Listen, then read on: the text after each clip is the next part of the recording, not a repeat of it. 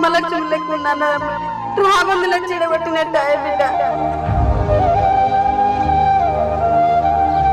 ఏమైంది నువ్వు కిందకు అవ్వగంటికి వచ్చినావా శివగుడ్డి ఎంతసేపు కూడా కాదు చిట్టుకోలేదు ఇటు పోదంటే అన్నే ఉంటా అన్న వచ్చినావా తల్లి దా ఇంకా రాలేమా అని చూస్తున్నా.